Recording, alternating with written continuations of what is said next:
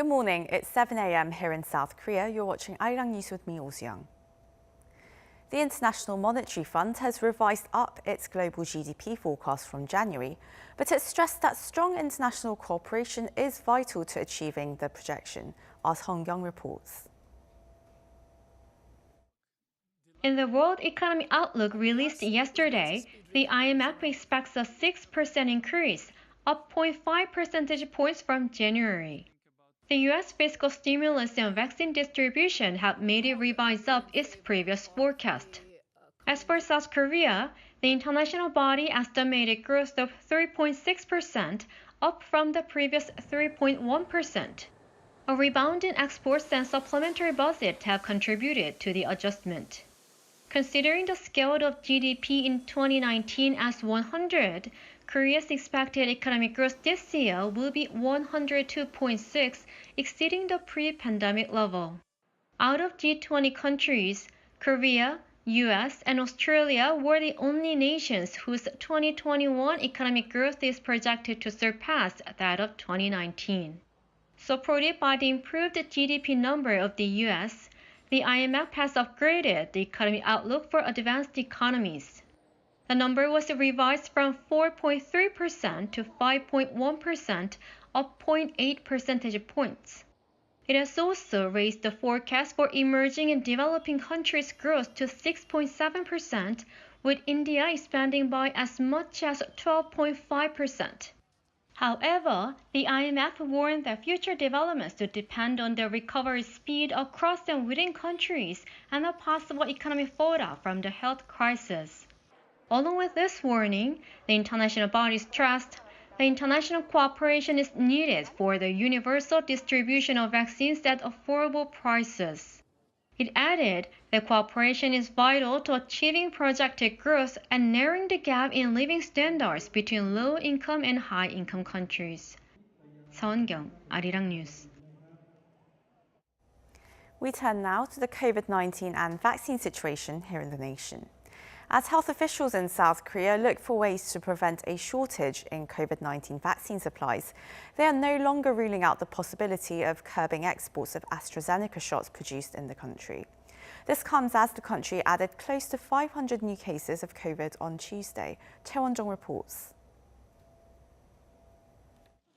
South Korea is not ruling out the possibility of curbing exports of AstraZeneca's COVID-19 shots produced in the country.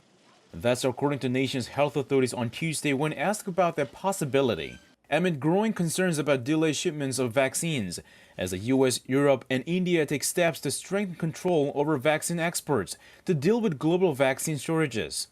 South Korea's massive immunization program has so far been mainly relying on locally produced AstraZeneca shots, although it did secure a smaller volume of Pfizer shots that are now being used for the older population. With more than 35,000 people having received their first doses of a COVID-19 vaccine on Tuesday, more than 1 million first doses have been administered in the country. But that's still less than 2% of the entire population.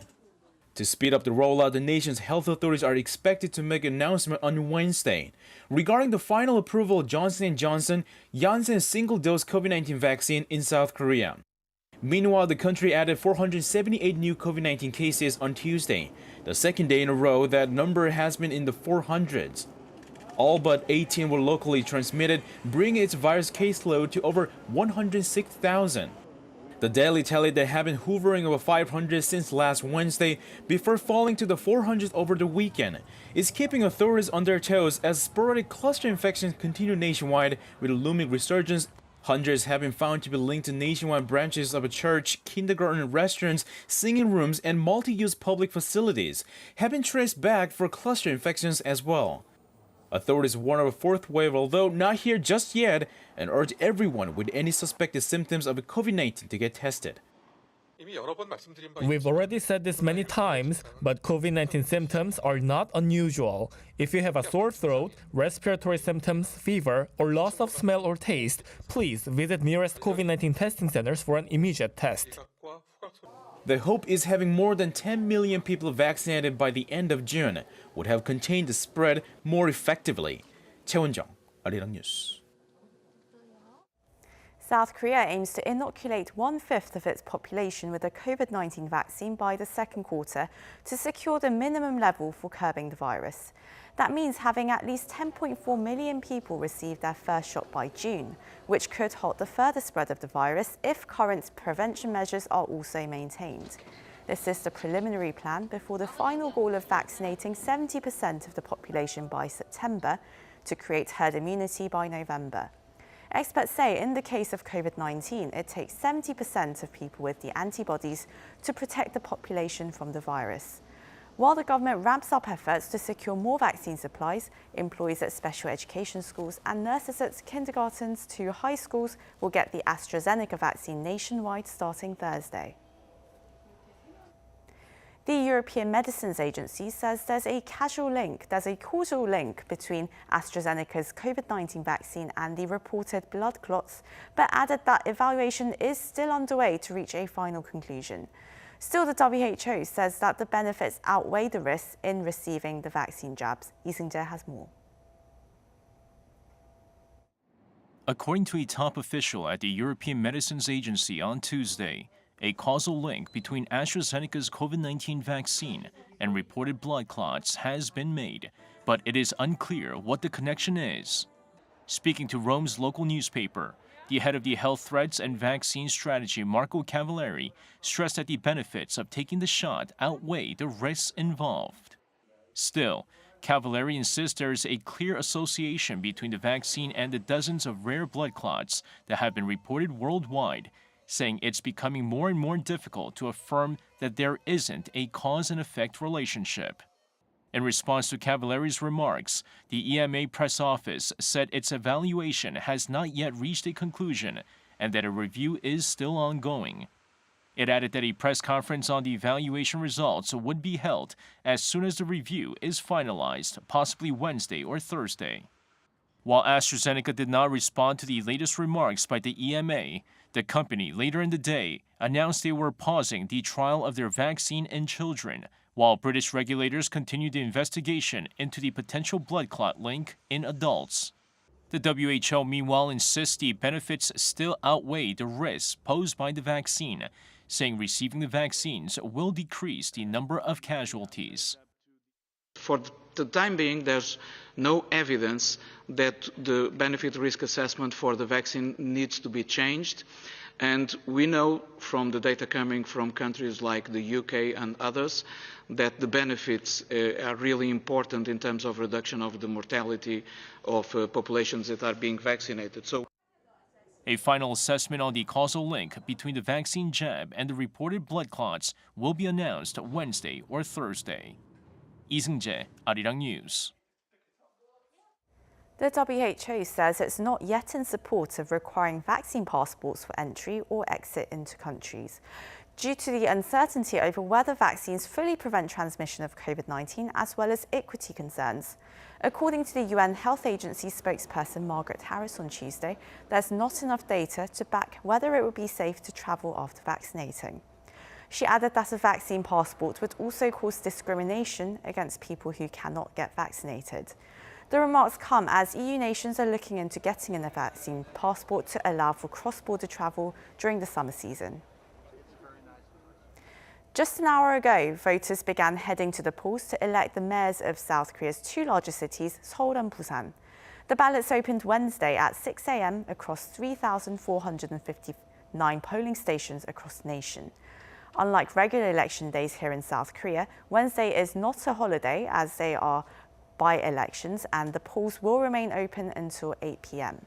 In both cities, the country's two biggest parties went head-to-head, and Wednesday's race is widely seen as a litmus test for the nation's presidential election next year. In Seoul, the two main frontrunners are Park Yong-sun of the ruling Democratic Party and Oh Se-eun of the main opposition People Power Party. In Busan, it's Kim Yong-chun of the DP versus Park Yong-jun of the PPP. The winners will serve until next April. The country saw a record high turnout of 20.5% in early voting last weekend. South Korea's presidential office will be holding a series of meetings with the business sector as part of efforts to resolve difficulties or provide necessary support.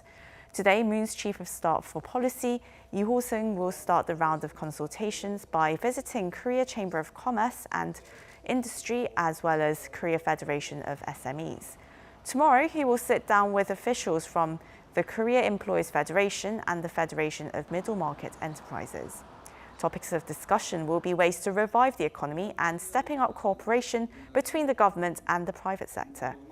Also on the table will be the Korea New Deal initiative, the country's push for carbon neutrality, and deregulatory measures. The Blue House said this would not be a one-off event. North Korea's decision to sit out the upcoming Tokyo Summer Olympics appears to be part of its stringent COVID-19 prevention measures. That's according to Pentagon spokesperson Ned Price on Tuesday, who commented on Pyongyang's announcement made the previous day. Price then reiterated the Biden administration's stance that Washington remains committed to the principle of denuclearizing North Korea. He added that the US would continue to coordinate closely with Seoul and Tokyo on North Korea-related issues to pursue their shared goals of stabilizing the Korean Peninsula and the Indo-Pacific region.